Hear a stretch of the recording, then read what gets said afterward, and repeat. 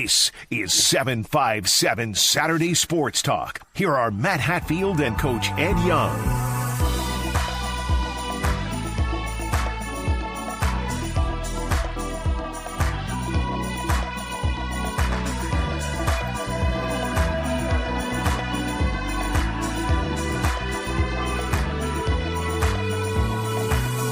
Good Saturday morning to all of you out there, and welcome to another installment of 757 Sports Talk, powered by Cova Sports TV. Like, share, and subscribe. I am Matthew Hatfield, wearing my ODU Hudson Blue today. He is the coach Ed Young of the now surging Smithfield Packers. He's got his blue and gold on today. We want to wish all of you out there a happy Valentine's Day here on the program. Ed's got all kinds of V-Day plans. I'm quite sure he won't divulge any of them to all of you out there. Howdy, sir, and congratulations on your latest win. Good morning. The coach greets all.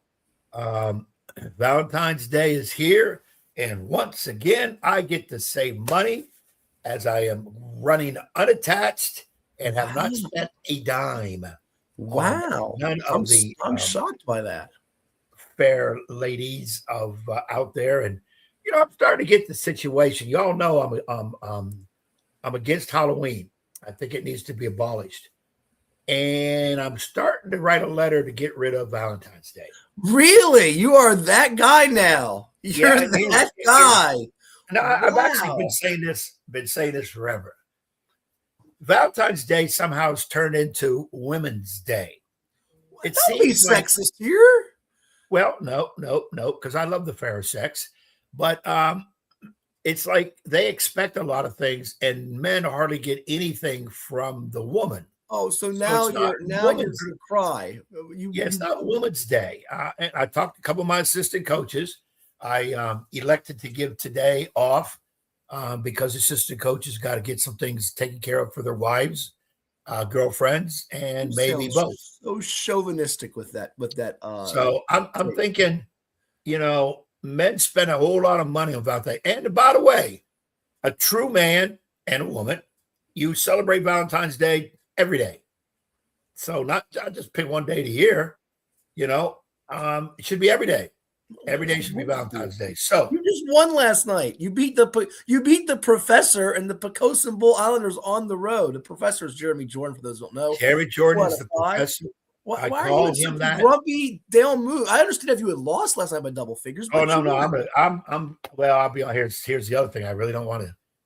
I have had back spasm for the last 24 hours.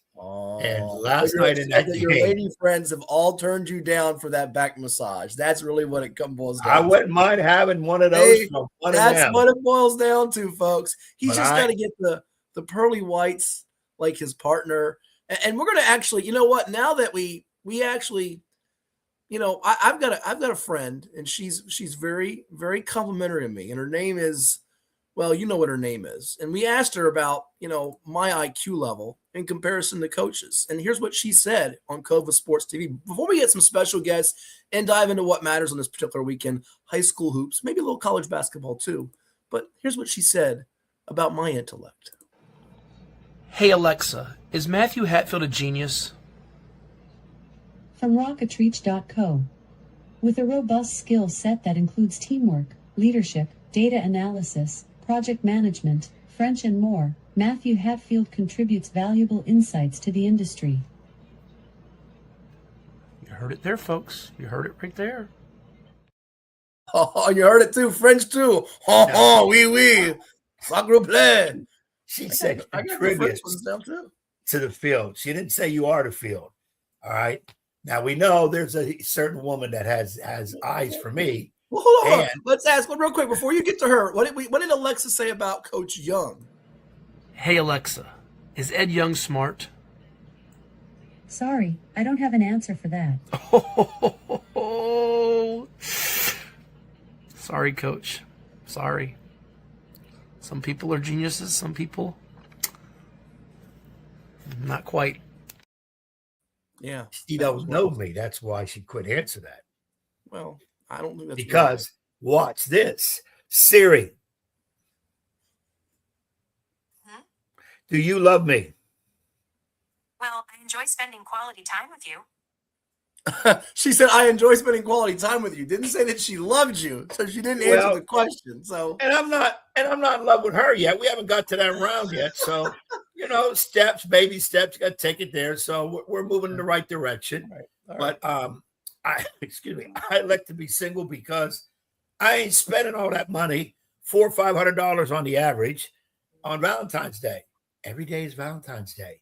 Take care of your honeys, gentlemen, in every way. And women out there, remember, it's Valentine's Day, not Woman's Day.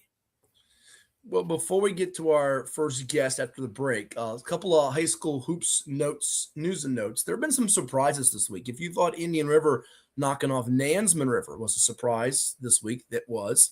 If you thought Manor in Portsmouth beating Lake Taylor, Manor team that's won, 8 games all year, beating Lake Taylor, I think it's been 1 or 2 in the state in Class 3 almost the entire campaign, was a surprise. It was. And then maybe the biggest one on Friday night came in your district, Ed, in the Bay Rivers. How about the Gloucester, don't call them JMU Dukes, knocking off the War Hill Lions? So going into Friday night, in terms of the records real quickly, Gloucester was just 2-17 and War Hill was 15-5. And it ends up being a victory for the Dukes at home as they knock off the War Hill Lions 62-59. That was a shocker, a stunner, maybe the upset of the year. Yeah, we heard that last night, after our game in the locker room. I thought it was a misprint. Obviously being in the league, both those teams, we played them. War Hill's very, very good. They put 5 scores on the floor at all times. And it's hard. They're hard to defend. They stretch you very well. Gloucester's a very young team, starts a freshman or 2, if I'm not mistaken. And they're trying to find their way under Coach Hayes. I think it's his second year. Michael Hayes is head coach up there. That was really a surprise. Paul Hall, dear friend of mine at War Hill, I almost want to call him and ask him, but it's probably not in the right mood to call him to see what happened there. We have just played those teams. We played Gloucester last week at our place, and then we played War Hill this past Tuesday, which was the only game of our last 4 that we lost. We had 4 games this week. And we went 3-1, and the last game was up over at War Hill, as we just couldn't get out of the hole that we kind of dug for ourselves early in that ball game. So that was very much a surprise, very much surprise. Yeah, it was a stunner to me. A couple of big noteworthy results, though, involving the high school hoops teams, the game of the week type games, if you will, on Friday night. It was the Norview Pilots completing an unbeaten run the Eastern District, Ed, as they take down Lake Taylor again. They were down 11, but they rally 54-44 behind a combined 45 points from the Mitchells, their cousins, Keon Fats Mitchell and Zamarion Mitchell, who had 25 of those 45 points for Norview in that comeback win. So they have locked up the number 1 seed in Region 5B. As for Lake Taylor, they wait for their fate. We'll see what side of the bracket they'll be on, if it'll be on the Petersburg side of the bracket or on the other side of the bracket.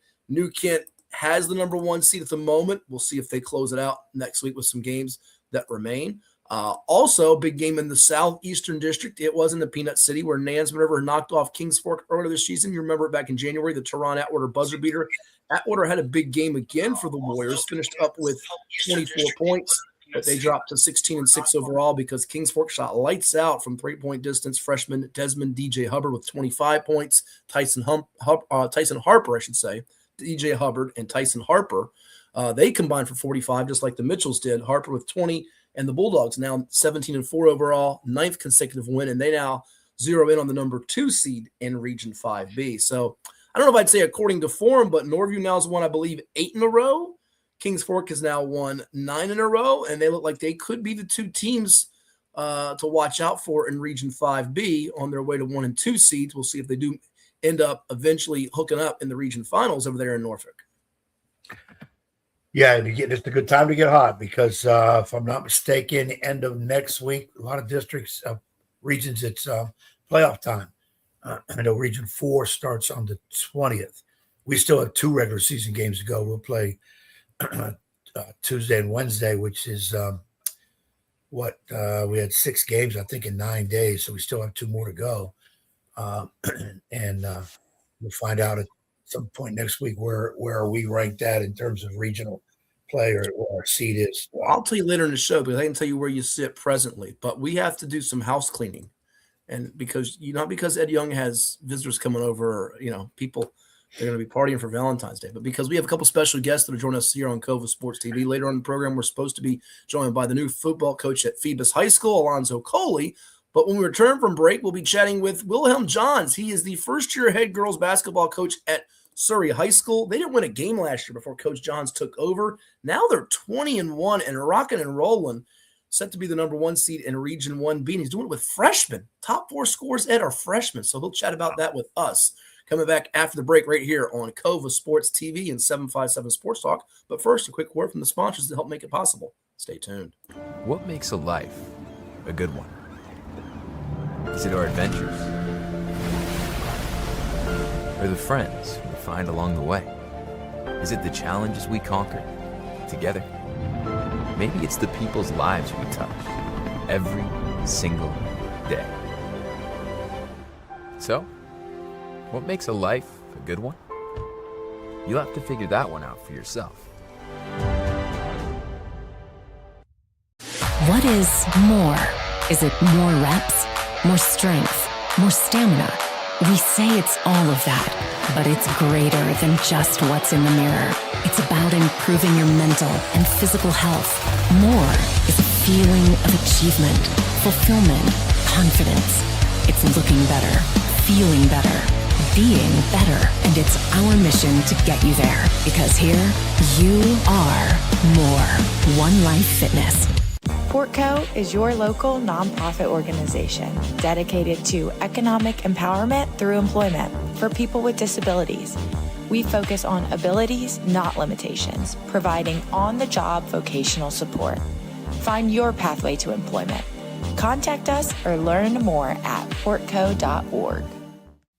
Well, it's everybody's favorite time of year again. Time to prepare to make your annual donation to that infernal revenue service. And if you're like me, you need help. Help to keep that donation as small as possible. So get off your W-2 and call John Maynard at John's Tax Service. 455-6763. It's 757 Saturday Sports Talk with Matt Hatfield and the one and only Coach Ed Young. Every Saturday morning at 10 a.m. on Cova Sports TV. From high school football and basketball to the NFL, MLB, college sports, and the NBA, if it's making headlines, they are breaking it down. Bold takes, big-time guests, and a few laughs, especially at the expense of that basketball coach, Ed Young. Catch it on Cox TV and your view, and don't forget to like and subscribe on YouTube at Cova Sports TV. Hampton Roads has a long-running high school and college sports tradition. It's time to give them the spotlight they deserve. This is 757 Sports Talk. Here are Matt Hatfield and Coach Ed Young.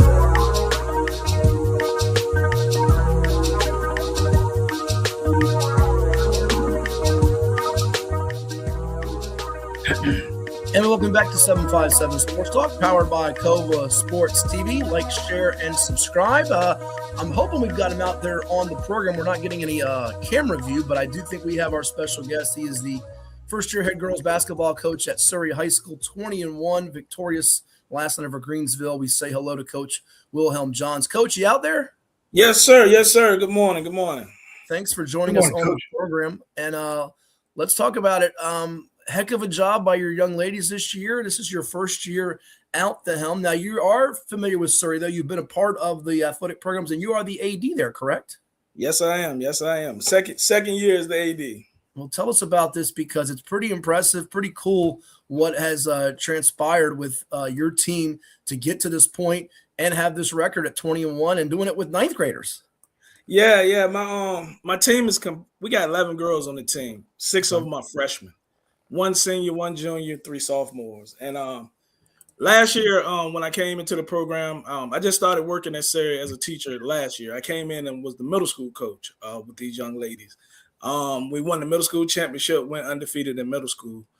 Last year, as everybody knows, we went 0-23. We saw that the future was going to be bright, though.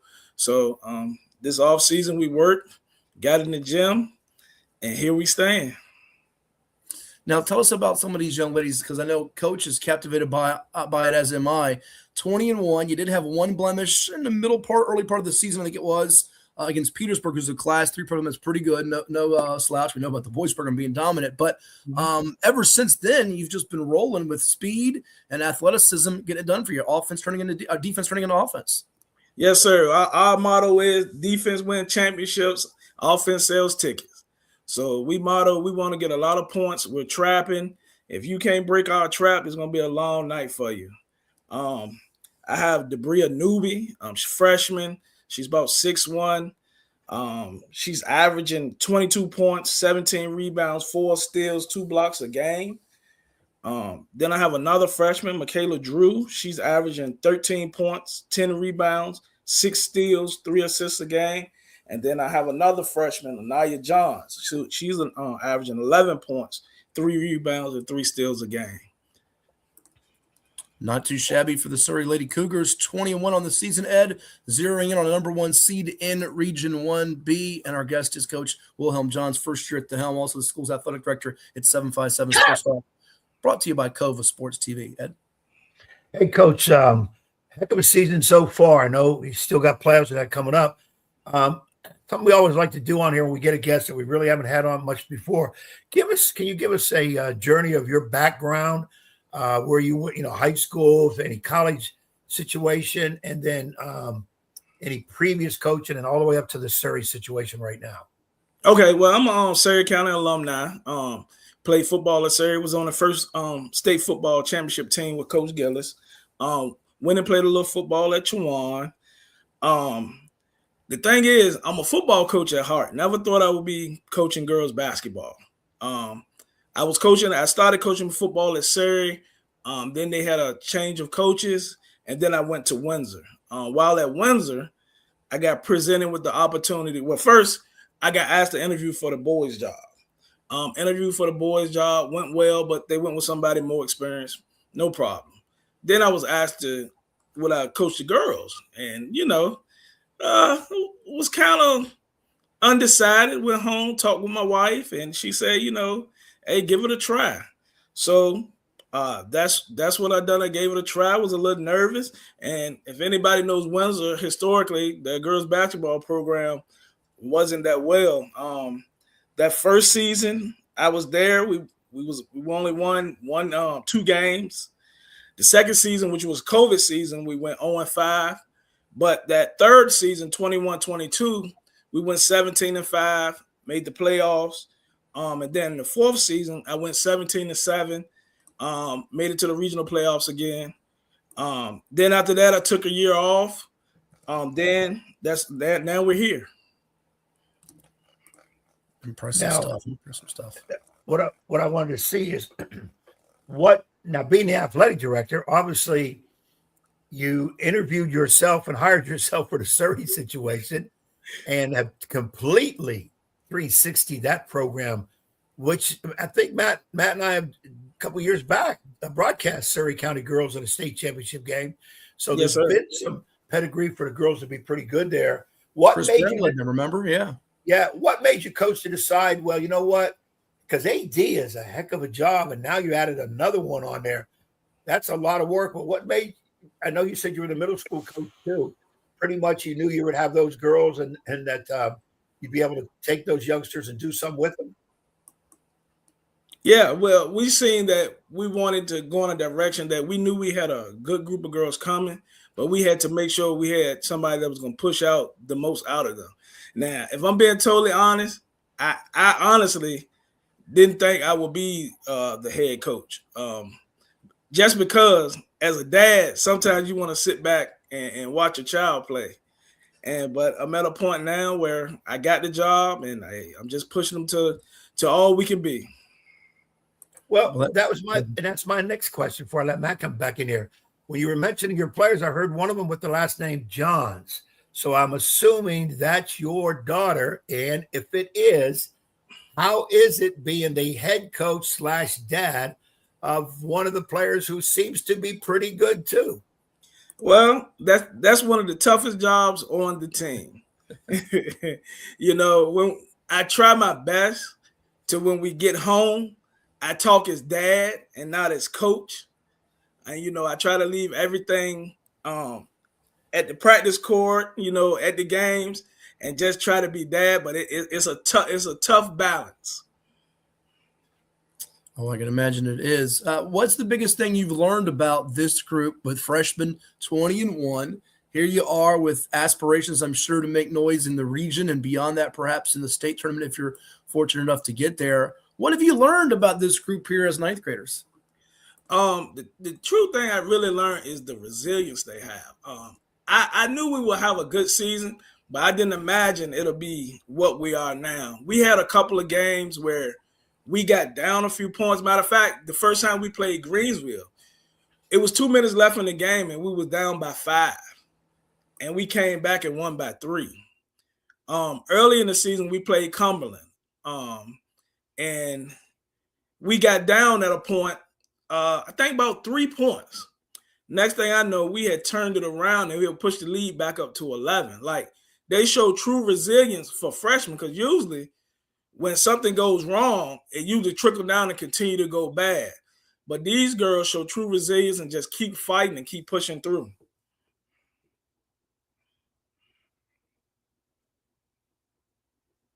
Pretty incredible stuff there. We're got a couple more minutes here with the first-year head girls basketball coach of the Surry Cougars. That's Wilhelm Johns, our guest here on 757 Sports Talk, powered by Cova Sports TV.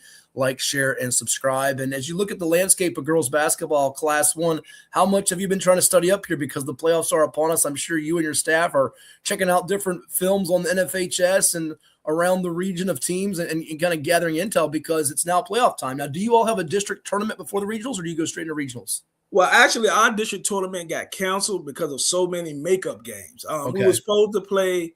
We were just going to do a 2-team championship, but because of the weather, we decided to cancel the tournament.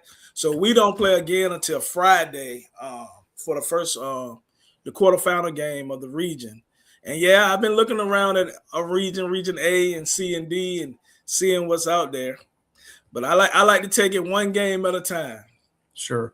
What can you get better at here with this team being so young and 20-1, and you getting the honor and well-deserved of Tri-Rivers District Coach of the Year? Your players getting a lot of postseason honors, but the journey's not done yet. I know you can get better as you try to get championships this season. One thing we just got to learn, you're dealing with a bunch of freshmen. Sometimes every shot that's open ain't a good shot to take, So that's just one of the things that we got to learn. It's the growing pains in it. They'll sit there and they'll shoot it, and I'd be like, but then I got to think, hey, I got 4 freshmen on the court. So we're going to make those mistakes. But we like to make those mistakes, and we make it up hustling. If we take a bad shot, we're going to make it up on the defensive end. Well, Ed, I'm not sure there's a better story in Virginia basketball, girls or boys, to take over a team that was 0-23. I think it was, Coach. Was it 0-23 last year? Yes, sir. 0-23 and now be 20-1 with 4 freshmen as the leading scorers. It's unheard of what's going on over there at Surry High School. Yeah, I got to believe, Coach, we don't have any official records, but when we talk greatest turnarounds, and especially in basketball because of so many games, I've heard things like, team go 5-15, and then all of a sudden go 15-5. But 20, I don't ever remember an 0 for team coming back the very next year and winning 20. And predominantly freshmen are the standouts. That's amazing, because it's not 4 or 5 transfers. That it's homegrown freshmen. That's what I'm saying. It wasn't like he went out and went to the portal. So that's an absolute amazing. Well, these group of girls been playing together for a few years now. They played in middle school. I ran a travel ball team, and we played over the summer for a couple of years together. So the cohesiveness of these freshmen, they have been playing together for a while. Yeah, it's certainly showing. Pretty cool stuff. Well, now, Coach, you say you played Friday. Do you have a regional schedule? No, we haven't got our. Well, we know that we'll play Friday. Quarterfinals, the semifinals will be that following Tuesday, and then our regional championship game is played at Louisa High School. But we don't know if it'll be that Friday or that Saturday. It depends on what Louisa does in the playoffs. Now, do you know who your first round opponent is yet? No, we don't know yet. A couple of our teams in our region still have games left. Okay. Well, we'll definitely be looking forward to following. Right now, it's looking at like we might It's between three teams. We either gonna play the Governor School, Brunswick, or Buffalo Gap. That's what it's looking at. They're in that 7, 8, 9 mix. Okay, so either ARGS, Buffalo Gap, or Brunswick. And the region championship, I believe you told me yesterday, is going to be at Louisa High School, correct? Yes. All right, good to know. So we'll be following it. We'll have brackets up on VirginiaPreps.com and pass along a lot of information here on Cova Sports TV as we get closer. That is Wilhelm Johns. He is the first-year head girls basketball coach at Surry High School 21. They're not done yet, getting some hardware on the agenda. Tri-Rivers District, now they're going into regional play, and they try to get to the state tournament. Thank you so much for stopping by. All the best to you, and I'm sure we'll talk again soon. All right, thank you. Thank you. That's Wilhelm Johns, our guest here. All right, have a great day. You too. The head girls basketball coach at Surry High School. Incredible stuff, what's going on over there at Surry High School. We have another timeout, and when we come back, and we have a special guest with us, another one. We have Wilhelm Johns, special guest. We've got the new head football coach of the Phoebus Phantoms, Alonzo Coley. People know him over there at Ireland Street because he used to be an assistant on some state championship teams when Bill D led the way, and Stan Sexton, Jeremy Blunt. Been a head coach before at Kickingham High School and Woodside High School. He's no stranger to this show.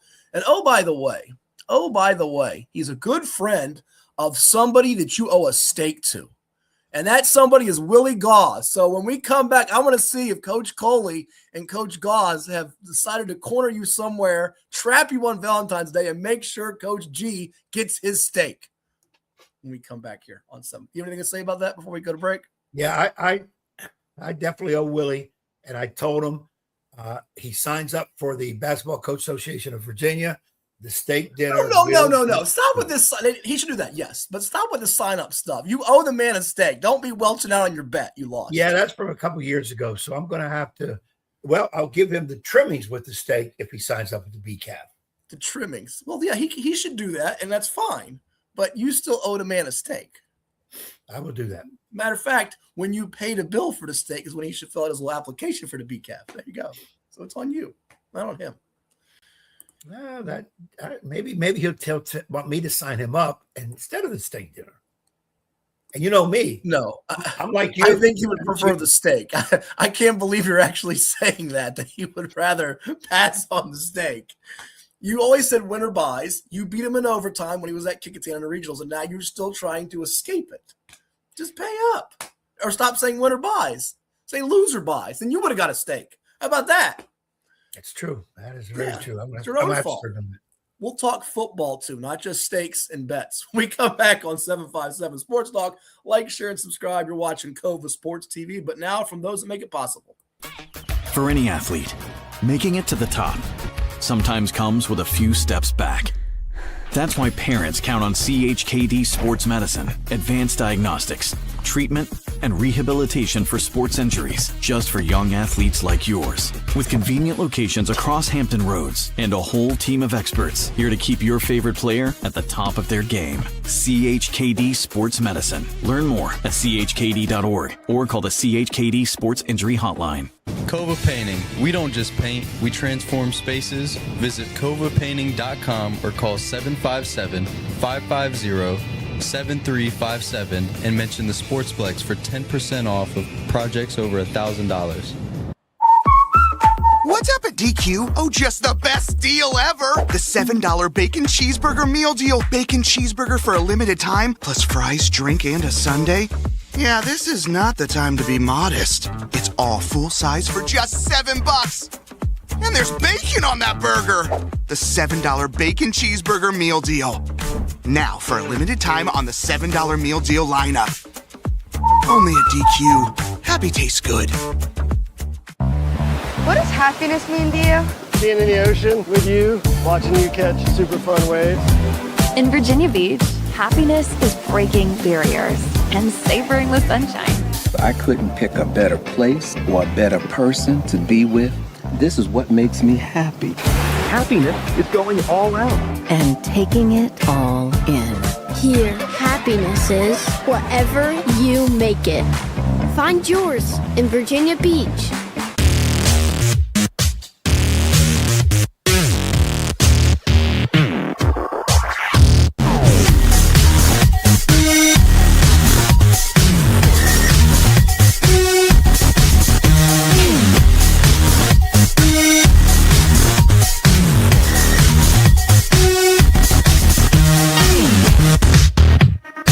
And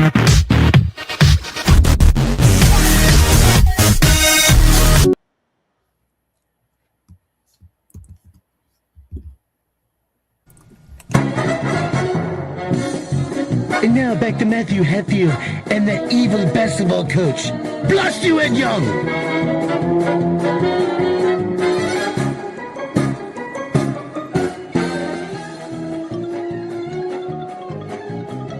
And welcome you back to 757 Sports Talk. Like, share, and subscribe to Cova Sports TV and interact with us wherever you may be. We now have with us on the program a special guest. He is the new head football coach of the Phoebus Phantoms, and what a storied tradition the Phantoms have in high school football, not just in the Peninsula District, but statewide with the state championships that they have captured, 11 since the turn of the century.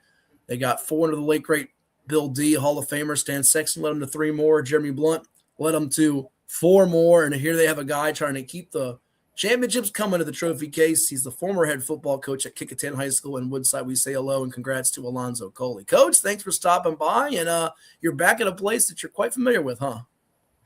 Yeah, good morning. Thanks for having me, guys. Well, tell me about this opportunity to go back home, if you will. I know it's not your hometown, but it's really kind of your home in the 757 where your coaching journey started. Yeah, it is. I'm excited to be back. It's kind of overwhelming a little bit to be around all those championships and all those great guys that I've coached with, and I'm really excited to be there with all those great players that we have coming back. What was the first thing that popped in your mind when you heard that Jeremy Blunt was not going to be coming back?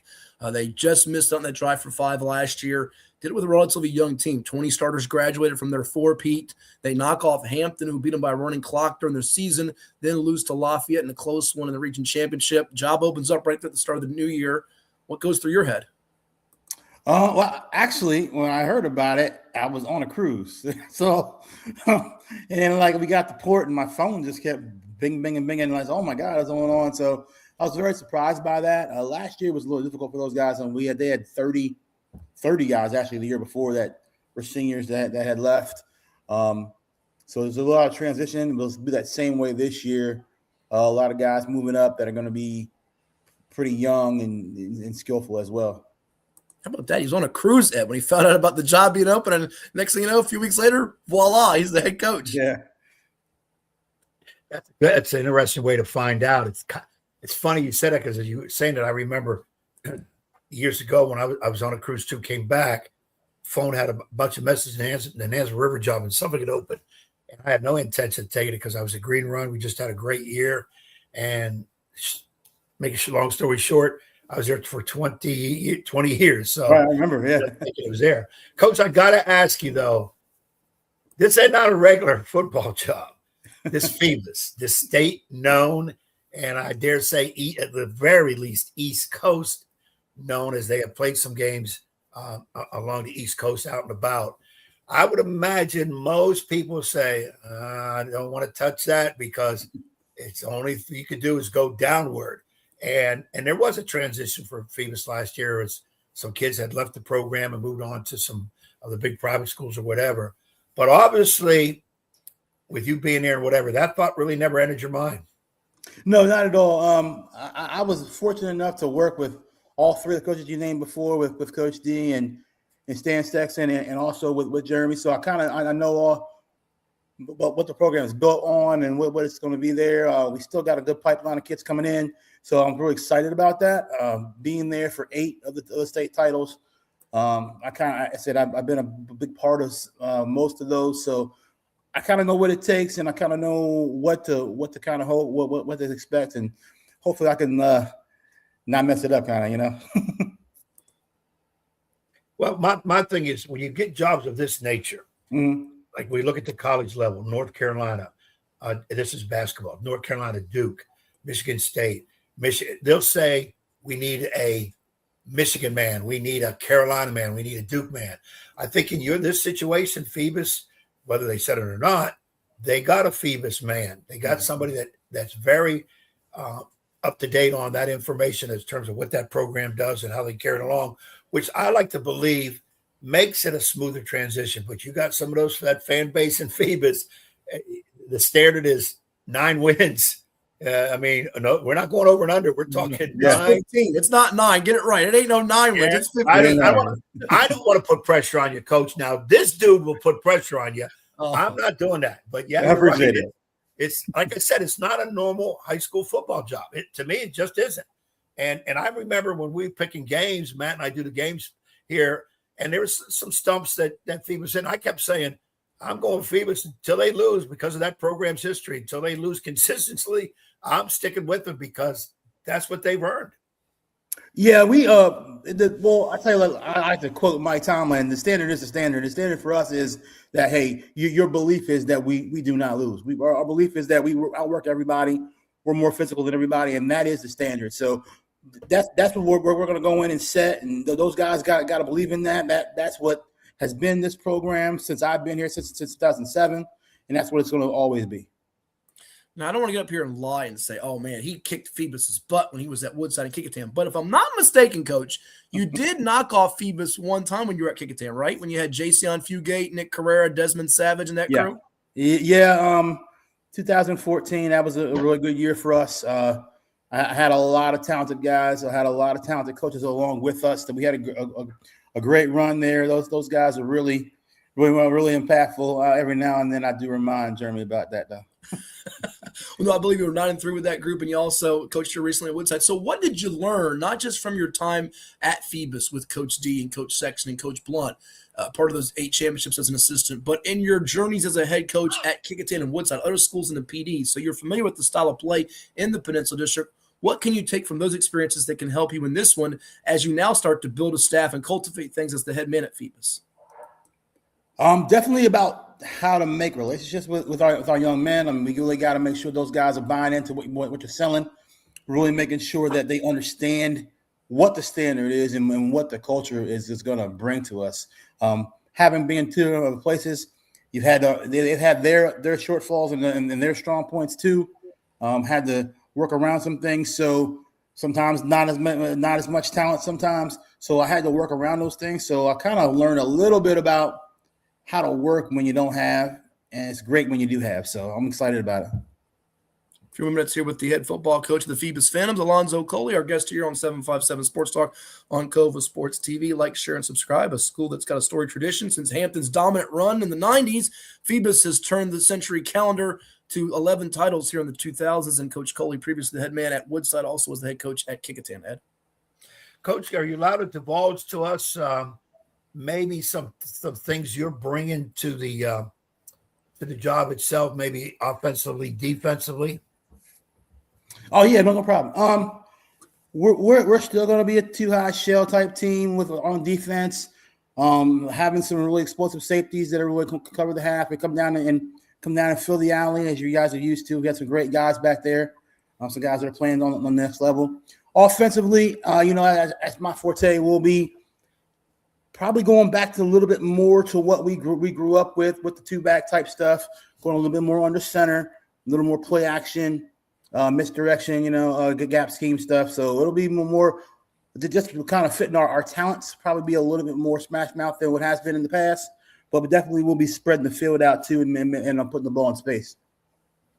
Now, what about have you hired any staff for sure? And if you can you give those names of the people you're bringing on? I'm still working on that, man. It's been a little transition here. I know some guys that are still interviewing and those kind of things, so we're still up in the air right now. Okay. It's funny you say that because I was just listening to John Harbaugh, who just got hired as the head coach of the Giants, talk about this in an interview, that building a staff in football, I think it's even more so than any other sport, including Eds in basketball, whether it be pro, college, or high school. That's such a big deal now, and I think it's becoming harder than it was many, many years ago. Have you found that as well? That's the tricky part, to whether it's someone in the building, the time piece of it, being committed to it. Is that the toughest part of this whole thing? Yeah, this has been the hardest part. So you said I've been coaches other places. This has been the hardest part of putting things together. Like I said, the time is important. It's not a lot of pay and time, so it's a lot of investment of time. But also, you got to get the chemistry right. You got to get, hey, I need these guys to be more motivators. I need these guys to be more S&L guys. I need these guys to be more guys that are like tacticians about me and guys that can teach kids. So it's not just bringing a guy that was a great player and put him on your staff. That doesn't always work. So that culture and that chemistry piece is really huge. Yeah, it's no doubt about it, a big deal. And typically, for those that are unaware, how many members on a staff are you looking to field at like a school such as Phoebus, or when you were at Woodside and Kickingham? What's the number ballpark, if you can? Around 15. Okay. Yeah, so it's a tricky dance there. Yeah, But going to the thing that makes it, as you know, I'm going to bring this up here. The plus, you have an athletic director in Paul Macklin, who was there at Woodside with you. You have a guy that you were there at the school as the basketball coach, the guy that Ed's trying to welch on his steak bet. Willie Gauze over there as the basketball coach at Phoebus. So you have people that you know, and plus guys that you have been with coaching with for many, many years at Phoebus when you were the assistant coach. Well, if you look in the background back there in that picture, you'll see David Coakley, another guy that was there with Ed over at Nazareth River. He's our principal. Yeah. So a bunch of guys. Does Ed owe him a steak too, by the way? I think he does, doesn't he? I think he owes Coach Coakley a steak too at some point. Well, Willie is listening right now, and he said he's going to get his steak. Oh, he's listening right now. Okay. So he's going to get his steak. But that's also a much added bonus being there with Coach G and a lot of people that I already knew. It's been welcoming coming back home. It feels natural, feels right being those guys. But Willie said he's going to get his steak now. All right, Ed, you better buckle. As a matter of fact, look, he's commenting. I need my steak. He doesn't want a steak. You know, Ed always says he needs this, he needs that.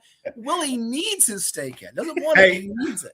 Willie, have you joined the B-Cab yet? Oh, stop with this. I think you know what, Coach Coley. I think Ed gets a kickback for every subscription, doesn't he? He has to. I wish I would, but I don't. I really wish I would. He needs a kickback. Hey, Coach, I want to ask you, being a veteran, you've been successful in growing up in the profession, though. Was there any coaches, could be personal or, the college or pro level, any coach you kind of looked up to and stole a lot from maybe what they do? Well, I'm from Maryland initially. So growing up, Morgan Wooten, actually, when I was growing up, I wanted to be a basketball coach. I wanted to be a basketball player, but Morgan Wooten was a guy. I went to his camp every year. It's around the corner from us. I really got a lot from him. There's a coach that I coached with back home that I really learned how Girl taught me about situational play calling and those kind of things. I learned a lot from. From Coach D about just being meticulous about everything, the details and those things. Talking about working with Stan. Stan was great about just finding guys and getting them in the right spot. And I learned a lot about from Coach Blunt about him. He was great about personal with the kids, like, hey, how to motivate them, how to get them to do those things, how to get them to run through that wall for you. So I kind of those things, but definitely starting off was Morgan Wooten when I was growing up. That's not a bad one to have. Morgan Wooten, a Hall of Fame high school coach, one of the best to ever do it, Ed. No question. I'm unfortunately, I guess I'm on that list of his career wins. I think over 1,000. We played it one time when I was at Altoona High School in Pennsylvania. Morgan was a gem, and I attended his clinics every year, and a real gentleman in the game. And you mentioned basketball, but people will say, "Well, Coach Coley, you're football. How can you learn anything from it?" His methodology works in any sport. Absolutely. And how his relationship, that you build relationship with players and what he does works in every sport. So it's not just sports specific. And that's the key that people have to understand, that in coaching, I think the bottom line in coaching is, and you kind of touched on it, be able to get those kids to do what you exactly need done, kind of run through the wall of certain situations. Because nowadays, those kids are going to question everything. Absolutely. And they've got other options, so to speak. And it's a lot harder to get them moving in one direction. They have so much more knowledge. There's so much more things out there that they can kind of get things from the internet, from this and that. So they get so much more knowledge. So you got to be on your game, and you got to find ways to reach them. Absolutely. Well, we're looking forward to what's in store over there at Phoebus High School. We know the old motto of Team Me and what's been built. Team Little Me. That's right. From Coach D on to Coach Sexton and Coach Blunt. And now they keep it in the family in a sense here with Coach Alonzo Coley. Congrats again. Thank you so much. Look forward to following what's ahead in the off season for you. And next time we get you on, we're going to find out if it was well done, medium well, rare, what it was, because I want to make sure that you take care of this to accelerate this process that Ed keeps delaying. Knowing Willie Gauze, he'll have Alonzo there. probably 3 of his other friends there. And I'd be like, what, is this the Last Supper? What do we got, the 12 apostles here? Absolutely. It's that way. Yeah. Be a great time. Well, all the best to you. Have a great weekend, Coach. We'll talk down the road soon. Thank you. Good luck. Coley. Take care. The new head football coach of the Phoebus Phantoms, our guest. We'll come back with more here on 757 Sports Talk, including some playoff talk. We have some power ratings pairings at the moment, up to the date in about 4 to 5 regions. I've actually had a couple of the administrators text me with some updates, and I have a question for those out there watching in 5A. So I'm going to give you what I got in 6A, what I got in 4A, Ed's region, also the region Phoebus is in. 3A, I have up to the minute in boys and girls, and 5B. It's all coming your way here on 757 Sports Talk, and they're watching where, Edward? The best place to be, Cova Sports TV. Back in a bit. Stay tuned. Did you know that the minimum limits in Virginia are $30,000? $30,000 is a lot of money on an individual basis, but if you're involved in a personal injury matter, that's not enough. Here at Williams-Deloitte, we're happy to provide a consultation on the amount of coverage you have in your vehicle. It can be confusing. Not many people understand it. You know you need to have it, but do you have enough? Give us a call today at 757-547-5555 so we can help you prepare in the case of an automobile accident or any other personal injury matter that you or your family may find yourself in.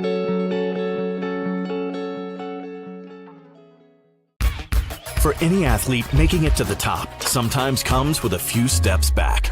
That's why there's CHKD Sports Medicine.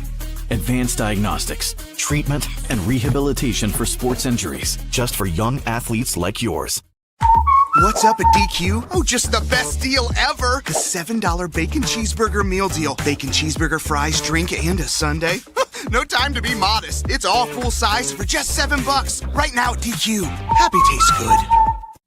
Well, it's everybody's favorite time of year again. Time to prepare to make your annual donation to that infernal revenue service. And if you're like me, you need help. Help to keep that donation as small as possible. So get off your W-2 and call John Maynard at John's Tax Service. 455-6763. As a banker at Town Bank, we believe that people bank with people, not with banks. You're looking for an actual personal relationship. And that's what you get at our bank. You get that person that gets to know you, gets to know your business, is there for you. I think that is what motivates us, what drives us. And the idea that we are trying to serve others and enrich lives, I think is very true.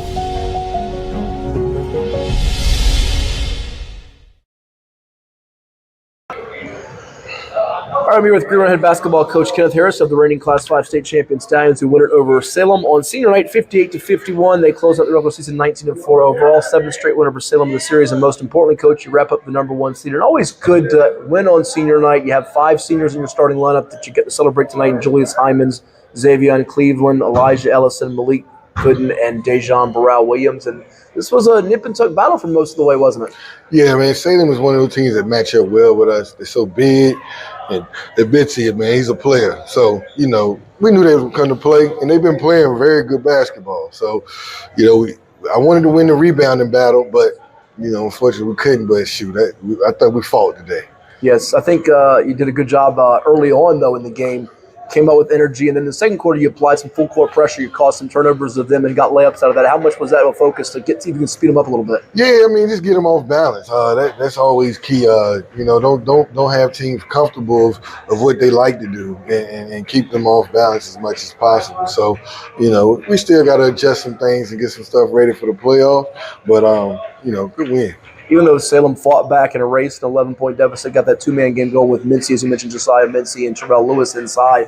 Two of the biggest plays to me that might not show up in the stats sheet. One, KJ Williford. He didn't score in this game, but he dives on the floor for a loose ball. They grew up 7 in the second quarter. How much did you guys feed off just that hustle from him? I mean, he's a soldier, man. And one thing about him, man, he's going to play. Like, if somebody playing for these seniors, he's one of them. Mm-hmm. And that's one thing that, you know, KJ, he's been around this program since he was a little baby. So he knows the pedigree and he knows what we're about. And the other one, end of the third quarter, they cut it to 1, and Quavon Cleveland for you, sophomore football standout, who started for you a lot here in the second half of the season, gets an and 1 to put you up 4 because it felt like momentum was starting to creep on their side. big bucket. I was worried about him at the free throw line. I actually think he ended up shooting. What was he from the free throw line? Ended up making 2 of 5, but it could have been an overnight, it was right? A couple, but we call him the Shaq sometimes. Yeah. But he's been working on it, and he does, and he played hard. One of the things we emphasize with him is like go after the offensive rebound and play hard and block shots. And he comes and gets fresh minutes and being able to give Dejour and Zay and them some time to sit on that bench and get some rest. But so much is this about on this night your seniors, because a lot of them were role players on a state championship team, and you graduated 2 4-year starters in Cash Jackson and David Trey Miller, but you got timely plays from all of them. I know Zay's the newcomer for that group with the starting 5, but Dejan Burrell Williams with 13 points tonight. Gooden, 19 points, a few assists. He's been coming on here lately. And the Hyman's had 7 rebounds to match the team lead. And Elijah Ellison had a key 3 for you as well. Yeah, oh man, they played like they didn't want to lose that senior night tonight. So that they knew that just senior night. So they wanted to step up. We just gotta, and we're trying to make sure this tune up. I'm gonna ride these guys. Those are the guys they know I'm gonna win or lose with them. So we got to be ready to go. Last 2 for you to win 19 games with the schedule you've played, even outside the Beach District. What's it speak of to lose the players you did, but have them buy in, because it hasn't been easy. I know Princeton's swept you a couple times this year, but you guys were able to take pride in getting this one tonight. I mean, it took us. We started off the season, man. We were still trying to find our rhythm and our identity. As the season kept going, we fought and we had some tough. We want to be battle tested in these situations. So to get battle tested is always good for a veteran team. So hopefully, it'll show in the playoffs. Well, and lastly, I heard you say it on the court as your seniors were getting recognized. We want to get 6 more, which would be 3 region wins and 3 state tournament wins to try to go back-to-back, which is going to be a difficult task in Class 5. What's it going to take to have an opportunity to do that in a Class 5 field that feels pretty wide open? Man, it's wide open. It's going to be tough. Region is very tough, 1 through 8, man. So whoever our first round game is going to be tough. At this point, I'll tell people, and one thing Coach Carter, rest in peace, my old coach, always say, actually won't Coach Carter, Coach Johnson, he always say, at this point, nobody's a lapdog, everybody's a greyhound. So we got to treat every game like it's a big game from here on out. Well, Steelers are guaranteed at least one more game at home here on Dahlia Drive. Thank you so much and all the best. All right. This is 757 Saturday Sports Talk. Here are Matt Hatfield and Coach Ed Young. So you heard from Kenneth Harris, head basketball coach, the reigning Class 5 state champion Green Run Stallions. They lock up. They sewed up the number 1 seed in Region 5A. Other number 1 seeds that have been locked and loaded. We know on the girls' side, Princess Anne, they locked it up, I think, when they threw the ball up for the first game of the year, right? In 6A, on the boys and girls' side, the number 1 seed for girls appears to be Manchester, while on the boys' side, it's going to be Oscar Smith. They have wrapped up the 1 seed. The number 2 seed is going to most likely be Manchester. The 3 seed Lancetown. The 4 seed becomes LC Bird, which had the inside track on the number 3 seed, Ed, but they canceled the Manchester Bird rematch game. This is what I hate. I'm going to go on a soapbox rant here, and you're going to have to get me off this soapbox. What I hate is we had snow all over the state. You said it wasn't much snow. It's not going to snow. Well, we did have snow. And Bird, after last night, has only played a total of 14 games. They have 2 left against Powhatan and Clover Hill. And I get it. You can't make up some games. I'm not picking on Bird here. I don't want this to be like I'm picking on one school here, just because there's a lot of schools in the area. There's not, and a lot of schools in the state that are doing this. They're not making up games. And it might not be the coach's fault or the administrator's fault. It could be a variety of factors' fault. So I'm not trying to pick on one particular school or team or coach here. But then in their same region, same area, J.R. Tucker, which has had a rough year, only 2 wins. They lost to Maggie Walker last night. They were pretty good last year, if you remember, got to the region semis and then 5C. They were in the same region as Bird last year, both come up to 6A. They've now played a total of 20 games, and they're going to get 22 games in. So how we got teams in the same region, same area, in some cases, same district, and this applies to your district too, which will get you in trouble, so be careful when you pick your words here.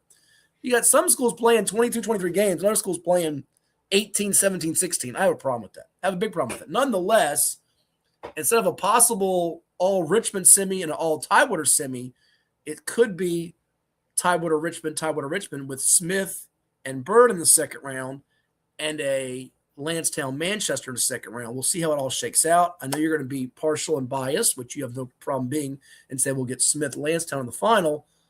I think Lansdowne wins the region any way you slice it, and we'll get to 5A, 5B, 4A, 3A in a second. But I just don't like how there should be some hold the feet to the fire. And I'll give you one in girls. I want to say, and I could be wrong about this, somebody can correct me if I am, I think Colonial Heights it is, or somebody it might be, hasn't played the minimum number of games required to qualify for regionals, which I think in that region 16. So they have a win percentage and record good enough to get in. But if you can't make up some of these games, or you're dodging making up some of these games, which again, some schools are, I'm not saying this particular school is, that's a problem, isn't it? I agree. I think it is a problem. We, of course, like everybody else, affected with the weather. And, we had to really crunch some games in to the point where we had like 6 games in 9 or 10 days, because my mindset was, we've got to play these games, so I guess we got to get them in. I wasn't thinking of, well, I don't want to play that one. I don't want to play that one. This will help us by not playing that. It'll help us. We just played them, and our kids were dead tired last night. Practice the other day on Thursday was, we talk about walkthroughs, but we had played 3 straight days. We had a crawl through. We had, I think, 5 guys in ice. I think it was the coaches on the floor actually running stuff, not the players. But and then we had the game last night. I gave them today off.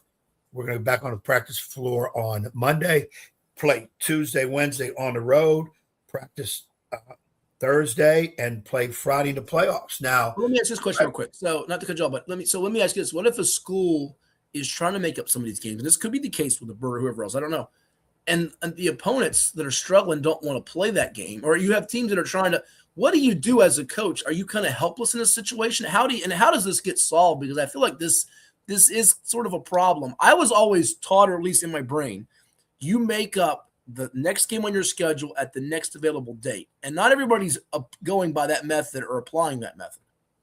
No, the way I like to do it is, okay, we have a game that has to be moved because of the weather. Okay, I like to get with the head coach, the other head coach, and say, hey, Coach, what do you think of this date here? We're going to throw dates at each other till we get one. Now, if we don't agree, we just can't agree. Now we put it in the AD's hands and say, here's the date I wanted. Here's the date he wanted. Either arbitrarily pick one of them, or they may say, no, you're going to play the next day you're both available. Now, here's the problem with that. Okay, let's say they say, okay, you're both open on the next Tuesday, but one of us plays Monday and Wednesday. So now you make that team play 3 straight days in a row, because the next date available for both, it would be that Tuesday, so to speak. There's where we got issues, because to me, that's unfair that you're going to stick them in there, because coaches are always going to look to see what's an advantage, where to play for themselves.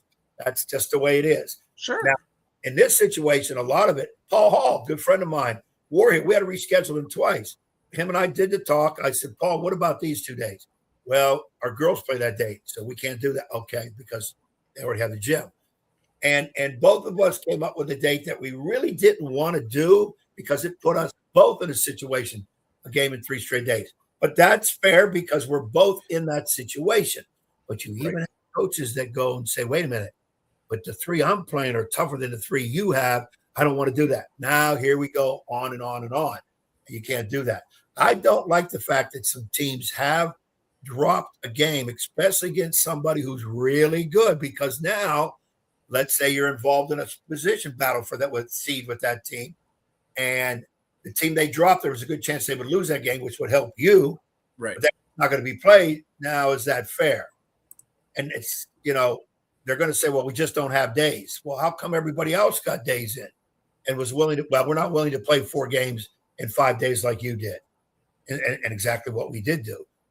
I don't like it. I think that the districts need to come up with a rule that says you got to play all district games. If you have a non-district schedule somewhere, cancel that and you get your district game in, because those ones have to supersede anything non-district. Not that I understand that that's an issue.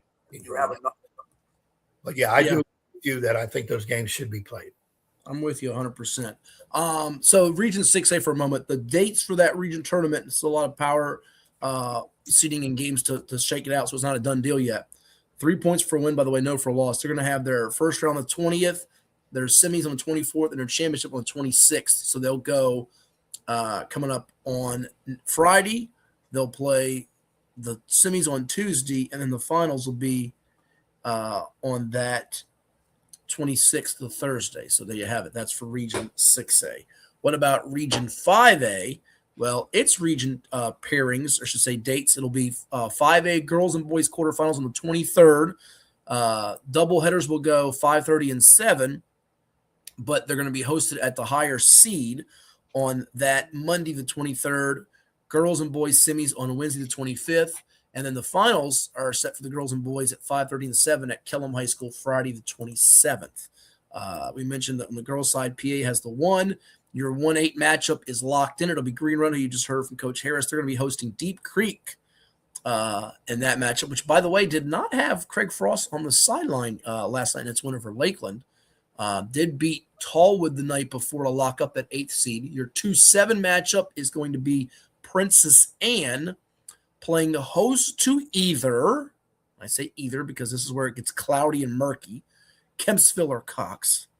The 3-seed Indian River playing host to either Kempsville or Cox. Your 4-5 matchup is Salem, the 4, Kellam, the 5. They played last night, and the Sun Devils avenged its earlier loss during regular season to Kellam on the road by winning at home on senior night 72-55, got 23 points, 6 rebounds, 5 assists, and 5 steals from Josiah Mincy to lead the way. So I said it's murky because their region, when they sent out the updated calculations, Ed, their region chair had it where they get 3 points for a win, no points for a loss, no dividing by number of games, which is how I always thought it was. It was by win percentage, not wins versus losses. So I say that because Cox finished up 10-10 by beating Oak Tree Academy on Thursday night. Kempsville's win over Ocean Lakes closed out its season at 11-12. 10-10 is a better win percentage than 11-12. However, 11 wins is more than 10. So if they go with that method, it means Kempsville will get the 6 and go to Indian River, and Cox will get the 7 and go to PA. If they go by the method they've always gone with in the past, which was win percentage, Cox would be the 6, Kempsville would be the 7. It'd be Cox at Indian River, Kempsville at PA. So I haven't gotten clarity. I hope the coaches out there that do watch this show, and they do watch this show, whether it be, I'll go down in order from seating here, Harris, Montgomery, Spellman, Deloach, Hassel, Wolf, Freeman, all you guys out there, please chime in and let me know what the deal is, if they're going off win percentage or if it's off just wins. Because, again, to me, the fairest way would be win percentage, but I haven't gotten clarity on how they're doing it. So we'll have clarity, I'm sure, by next week when they do send out the official brackets, unless those brackets get sent out and they change it. Who knows?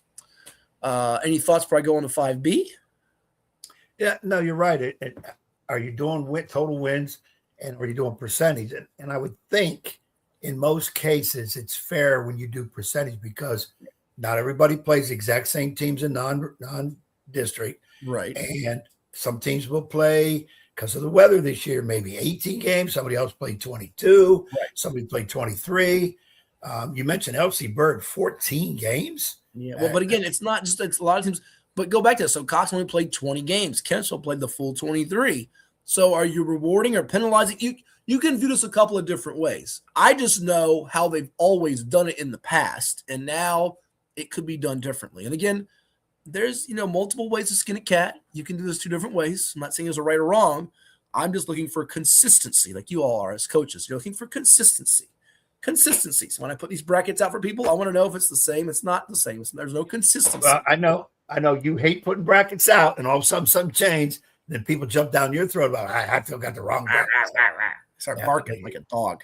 Yeah. Pipe down, pup. Get your Scooby snack. All right. 5B. We got some Scooby snacks in this region. On the boys' side, haven't gotten the girls' side yet. On the boys' side, your 1 seed is, and by the way, all these games are at Norview, which is a whole nother topic and discussion, and we won't go to that today right now. And by the way, there was also a mini scuffle last night, again in the stands with the Pilots and the Titans. I hate to see this. It's unfortunate. We should be focused on Norview's perfect run in the Eastern District. But once again, it's what social media butterflies are talking about today. Some saying they're making a mountain out of a molehill. I don't know. I wasn't there. I decided to watch games on the computer Friday night, which was the way to go because I got to watch multiple games on multiple screens at once. So, yeah. Norview's the 1 seed, and they are projected to host the number 8 seed of the Bethel Bruins. And by the way, while I have a moment, I don't want to forget this because coming up on Tuesday night, they're going to recognize it's the farewell of a good friend of ours, Craig Breon at Bethel High School, longtime basketball coach, 30 years of dedication, passion, mentorship, 6 o'clock before their matchup with city rival Hampton. So going out there, if you're a fan of just high school hoops, but Craig Breon in Bethel, there'll be a lot of alums there as he gets his well-deserved send-off. And what a career he's had, 400-plus wins, and one of the best people to do it, not just coaches, but people.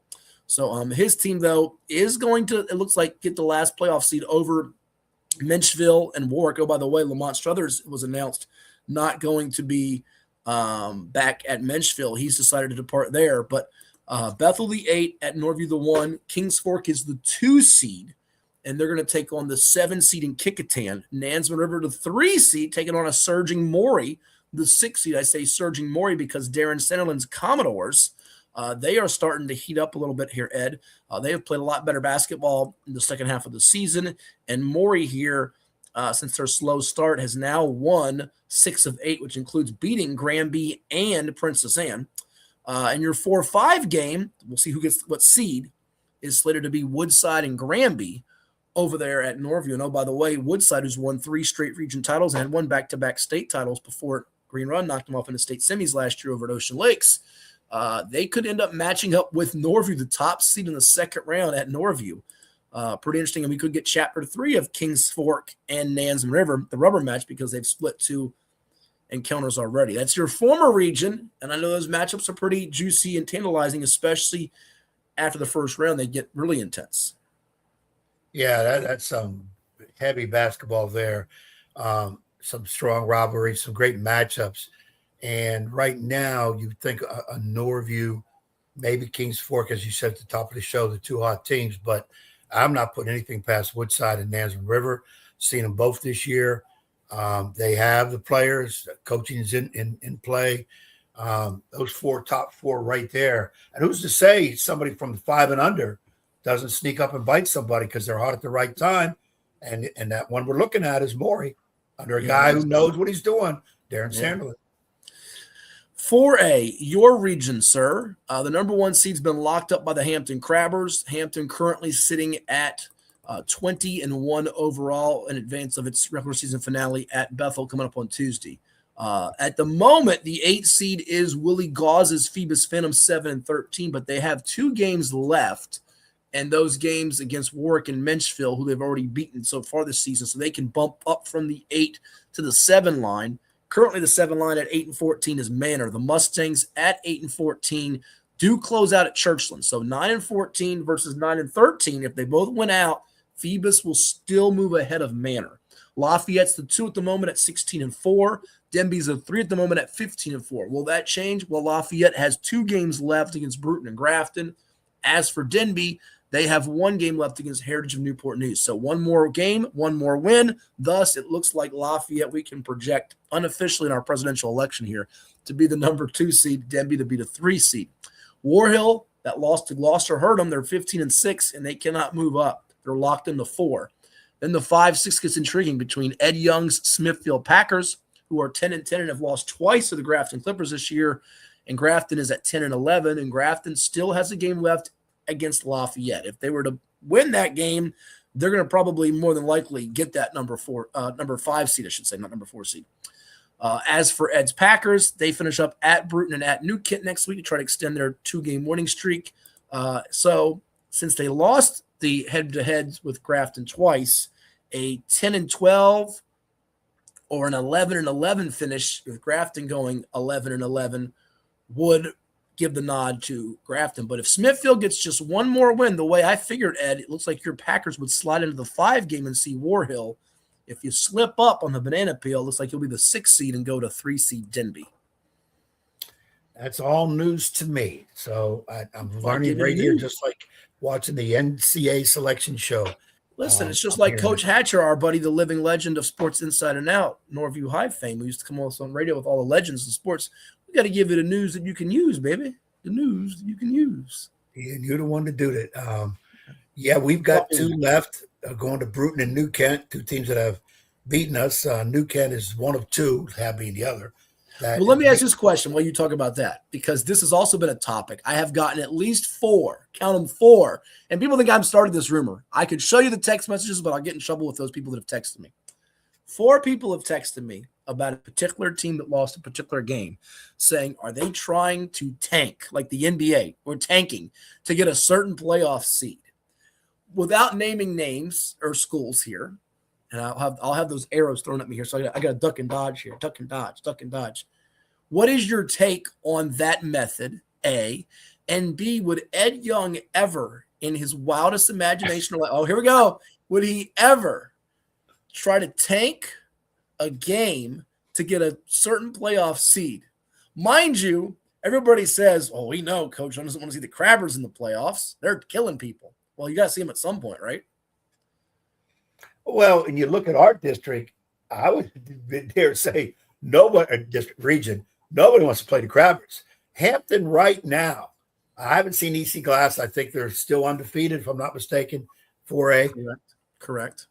If they're better than Hampton, I got to see EC Glass play then, because I've seen Hampton play, and they are very good, well coached. They've got size, they got speed, they got quickness, they got scores all over. They play in-your-face defense. They have guys coming off the bench. They just have complete package. If I'm playing them, I'd rather play them in the championship. I don't want to play them anywhere else before that. But in terms of tanking, and somebody asked me this too this week about, and they were trying to reference me by saying, Coach, if you play in the 4, getting the 4 and 5, you're in Hampton bracket. If you go throw the game this week, you'll get a 6 seed as opposed to a 5 seed. Yeah. And I said, honestly, when I'm coaching, I'm not thinking in terms of losing. You've got to getting on them. Like last night, we played Pocosin, who beat us before, and Jeremy, who's a good friend, and he really knows his stuff, and he makes you have to make adjustments. And I told him the day after they beat us before, I said, Jeremy, I can't wait to play you again. I got something for you. And he laughed. He said, Coach, I'm bringing on. And we talked at length during the JV game about a lot of different things. And we ended up winning the game by beating him at his own game, as we ran something he has not seen us do all year. And it was a lot of ball control. We only took 12 or 13 shots in the entire second half, made 8 of them. That's not us by any means. And we had played a couple defenses that we had not played all year. But beside the point is, and I can only speak to myself, I can't tank because I'm going to try to win and do whatever it takes to win. Sure. And people say, well, in tanking, let's go to the NBA, because that's a big topic this week. You saw Utah Jazz. Yeah. Boy, they got fined big time when they set all their starters in a game that it was like a 2 or 3 point game, and they set all the starters and played the subs. And then people say, well, wait a minute, is that tanking? Well, in a way it is, because you're playing not your best guys the majority of the time. You think if you play your best guys, you have a greater chance. High school, you got to play people. First of all, I like to play people, period. You've known that. You've been on my case a lot of times about playing too many guys too long and so forth and so on. But I like to play because if we're fortunate enough to get in the playoffs, I want my guys ready, not have to put somebody in that haven't hardly played all year. So I'm going to play people. Then I expect those people, those kids, to do the job just as well as what the starters did. Maybe they're not as good, but they'll keep the ship sailing in the right direction. I outright cannot think of myself as tanking because I want to win. I just hate losing. I want to win. I can't speak to other people because that's their business in terms of what they're doing. And yes, you could. The obvious answer is, can people tank to avoid other ones? The obvious answer is yes. Yes. How would you do it? More than likely, I'm thinking maybe you don't play your starters hardly at all. You're better kids. And you go deep into the bench for kids who haven't really played a whole lot. I don't know. I'm guessing that would probably be the way you would do it. But me personally, I'm trying to win games. And then if you have to get in that situation where you're playing the power, at least you're there and you try to give the kids the best chance to win. That's the way I would look at it. Before we take our final break and close out this episode of 757 Sports Talk, that brings us to 3A, where the number 1 seed at the moment is New Kent. Lake Taylor's the 2. Colonial Heights is the 3. The Berg is the 4. Who's the Berg? That's Petersburg. It's their time now. Hopewell is the 5. Tab is the 6. Lakeland is the 7. Cavaliers kind of limping in it for a couple of losses to First Colonial and Deep Creek. And then they have, by the way, coming up Nansemond River to close out the season, which might be an L as well. Heritage is the 8. Norcom, which knocked off Manor, by the way. Manor goes and beats Lake Taylor. Then the next night they lose to Portsmouth rival Norcom at home. Go figure, right? Can't figure it out, Manor, right now. They have threes. If they're hitting threes, look out. If they're not hitting threes, they're beatable. So Heritage is the 8. Norcom's the 9. Booker T's the 10. York is the 11.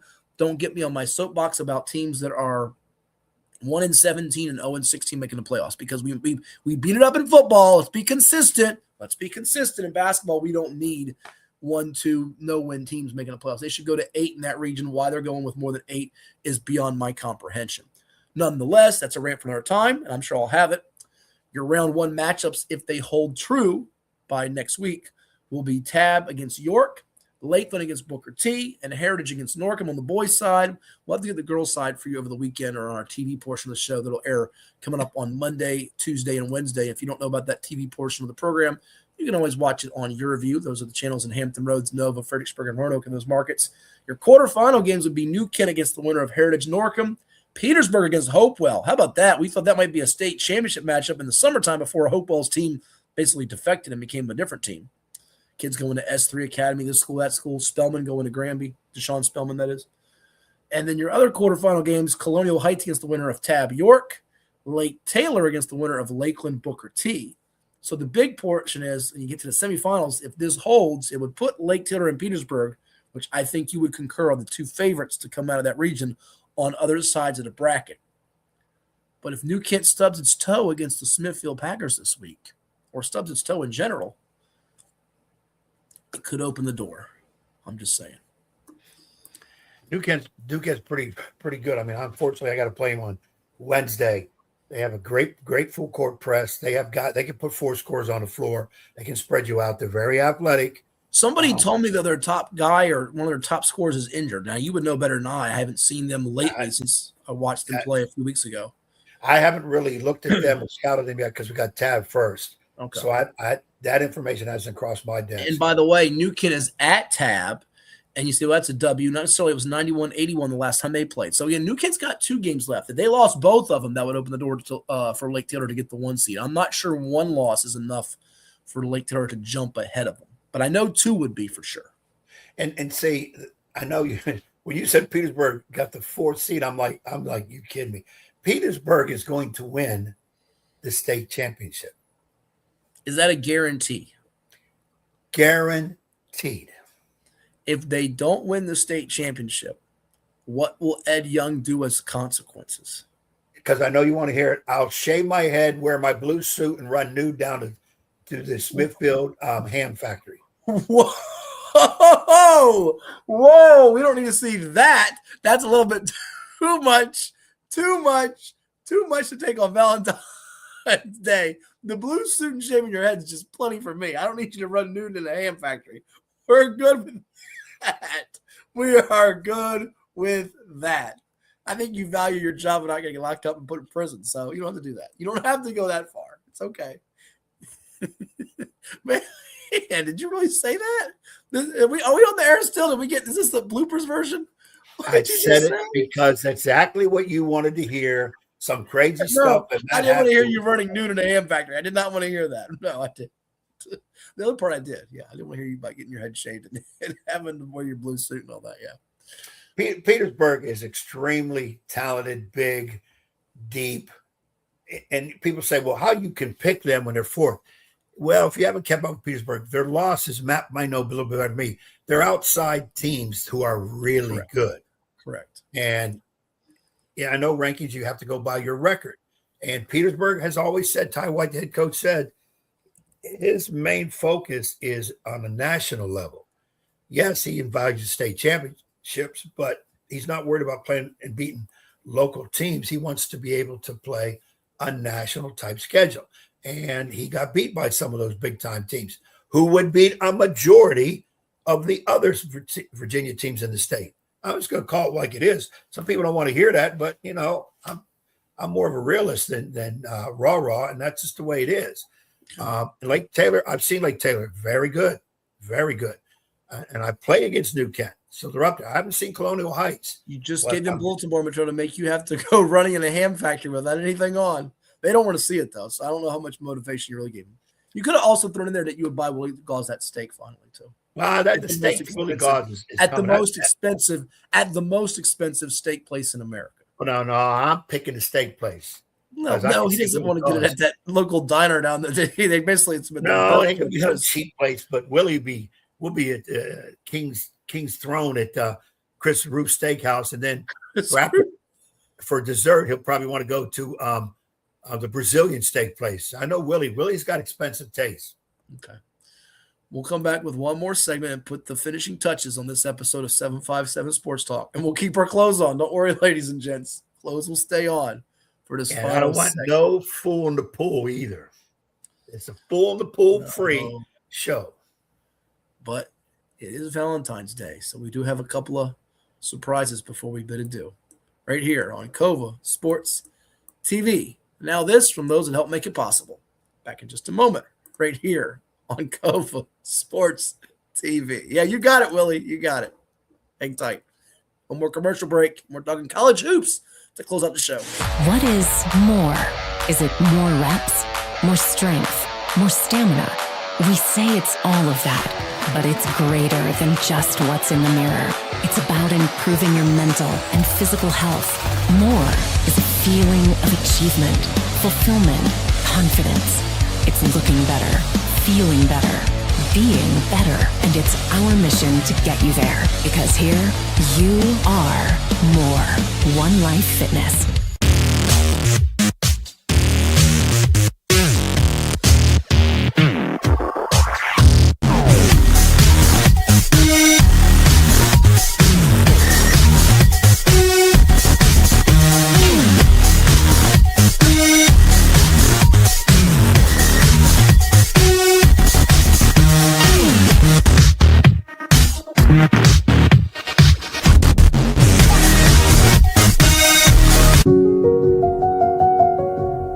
As a banker at Town Bank, we believe that people bank with people, not with banks. You're looking for an actual personal relationship, and that's what you get at our bank. You get that person that gets to know you, gets to know your business, is there for you. I think that is what motivates us, what drives us, and the idea that we are trying to serve others and enrich lives, I think is very true.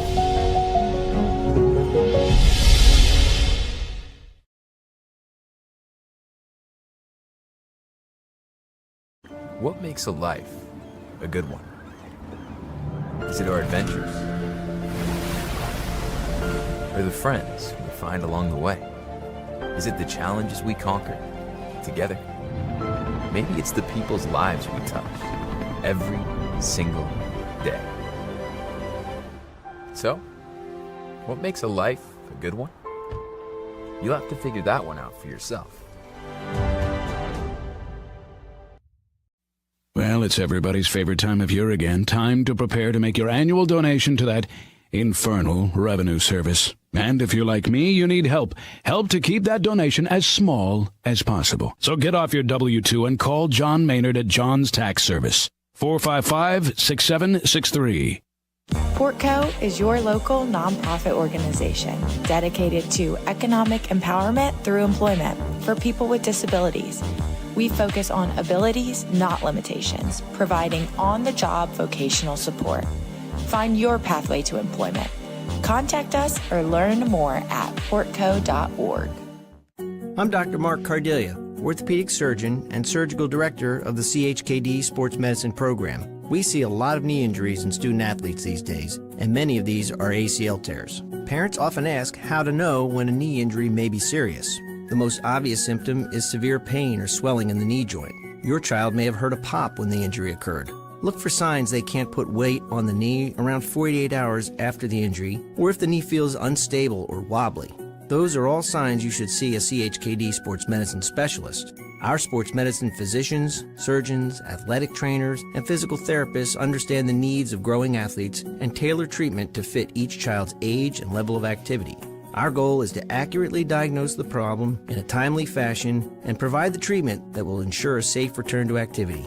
Kids want to play, and we want to help them get back in the game. To learn more, visit chkd.org. Sports medicine at CHKD. We're more than a hospital.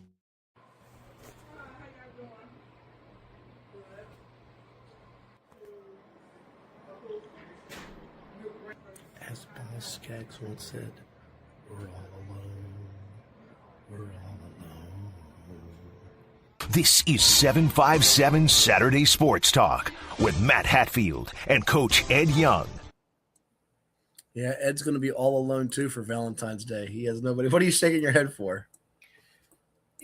See, people don't know the latest with Matt Hatfield. Oh, no. Oh, no. Matt Hatfield has entered the field of substitute teacher. And the stories he'll have is ready to write another book already just on that part of substitute teacher, Mr. Hatfield. He also substitutes in offices or wherever they're needed in any particular school district for him, Virginia Beach. So the little video snippet that he showed you, he was subbing in an office. And there was already another lady in the office subbing. But when Hatfield came in, he basically ran this older lady away. So now he got to run the whole office. And he wanted to change things. He wanted to give early dismissal to kids. He wanted to give 2 lunches to everybody because that's what he wants. And freebies because if it's free, it's him. And his motto, if it's free, it's me. But it's kind of what I am too, though. So here, Hatfield is running amok in the substitute business because he's the way in. And we're going to have to be careful because just like Fool in the Pool, we may have to get the feds. Maybe the ICE. feds? Yes. Might have to. No. There needs to be no investigating on this matter. But I do want to get your quick take on what Pastor Tang had to say. Did you see Pastor Tang the other day? Pastor Tang? Pastor Tang. We're talking about Jerome Tang of Kansas State men's basketball. Hey, I'm gonna honor Christ like I always do. Blessed to do this, but this was embarrassing. These dudes do not deserve to wear this uniform. There will be very few of them in it next year. I'm embarrassed for the university. I'm embarrassed for our fans, our student section. You know, it is just ridiculous. We got practice at 6 a.m. tomorrow morning, and we will get this thing right. I have no answer, no words. So y'all got 2 questions. So whoever want to ask 2 questions, I'll answer them to the best of my ability right now. But right now, like I'm like pissed, and this is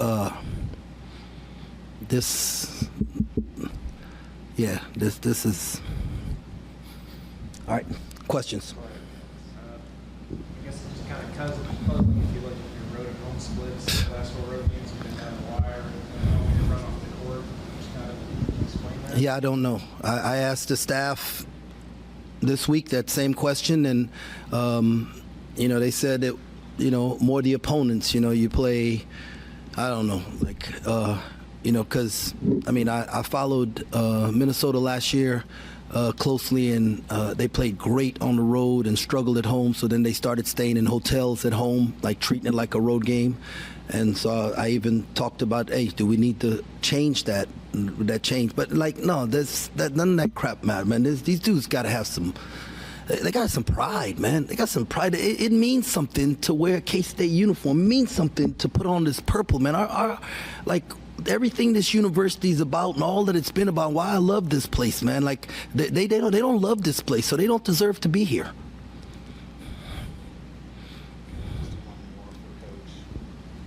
Just what did you make of the student section with paper bags on their heads?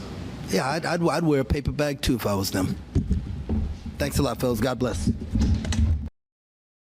I'd wear a paper bag too if I was them. Oh, he's got the paper bag, ladies and gents. There he goes. So Ed Young will put on the paper bag for a quick edition of almost an episode. Quick edition of Take Your Pick. You ready to play Take Your Pick? Yeah, let's do Take Your Pick. Jerome Tang, I feel you, man. I have been there many times.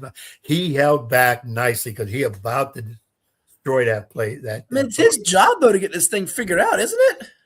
Well, be careful what you recruit because you recruited him in.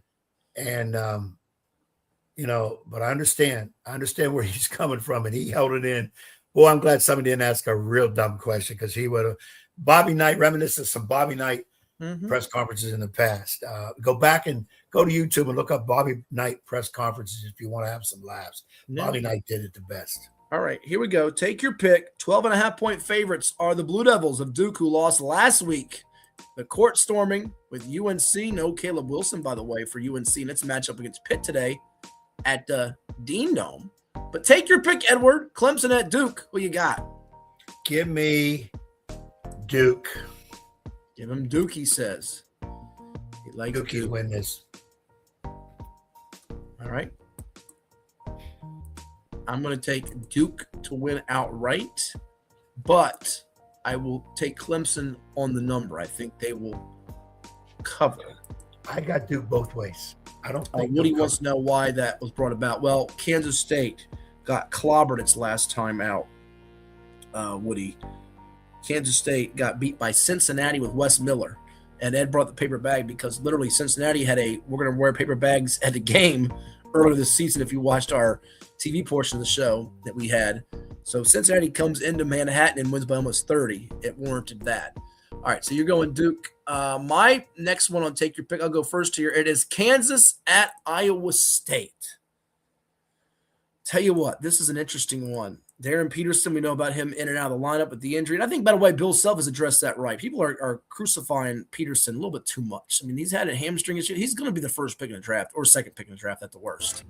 But I think he's mighty good. And I think they'll play well at Iowa State. 7.5 is the number, which is too many points. But give me the Cyclones with my man Masilovic to knock down a bunch of threes. He's averaging 18.4 points per game. Lipsy dishing it out. Flory Badunga inside is much improved for KU. But on the road, I like Iowa State in the spot. Iowa State in a close one. Kansas will definitely cover. All right, our next one, and take your pick as we race through these. Kentucky, the Wildcats at Florida, who, by the way, is red hot. It was a Final Four pick for you start of the year. That front court is legit to quit. Kentucky in this game is an underdog. Not a hefty dog. Well, somewhat a hefty dog, I guess you could say. 13.5? Yeah, that's a hefty dog. A lot of points there, but I think the Gators are rolling. I think they'll win this. I think they'll cover. Guard plays a little up and down for Kentucky at times with Otega Owa being the main straw that stirs the drink, but Florida's front court is too much. Yeah, Florida. They got my guy. What's his name? Oliver, big boy, 7'9". You don't see the floor, but like 2 minutes a game. Yeah, but he's a comer. I like that dude. I met him at camp years ago. Florida to win. I think Kentucky will keep it close though. Yeah, your boy, Mr. Ryu, who's 7 foot, 7'7", 7'10", 7'9". 7'9". Yeah, he averages 1.9 minutes per game and 0.7 points per game. Stop it. Next, I'll let you go first. The Zona Cats coming off that loss earlier this week. They're first at Kansas, by the way, without Peterson, hosting the Red Raiders of Texas Tech. And Mr. Anderson, Chris Anderson, he is really good as is topping for Texas Tech. What's the spread? Spread in this game is interesting. Arizona is favored by 9.5. Something that's tagging at me to say pick Texas Tech. But I don't see Arizona losing this at home. But I do see Texas Tech covering. I'm going Arizona Tech to cover. All right. I'm going to go – you're going Texas Tech to cover? I think Texas Tech will cover, but Arizona wins. Ditto. Same thing for me on this one. I think Arizona's going to have the inside play and enough. They don't shoot a lot of threes, which could be their Achilles heel come tournament time. Not a big three-point shooting team. And our last one's a women's edition of Take Your Pick. You know where I'm going. You know where my Pops is going. It's part of 2 games today at Chartway Arena. JMU at Old Dominion. JMU has won 12 straight in the series. Does the streak end today, Ed? I don't think so. Dan rolling with it. Old Dominion has had trouble holding on to leads. Madison is going to probably take care of that most of the game. Give me Madison. You're a bad man. I'm a bad man. ODU.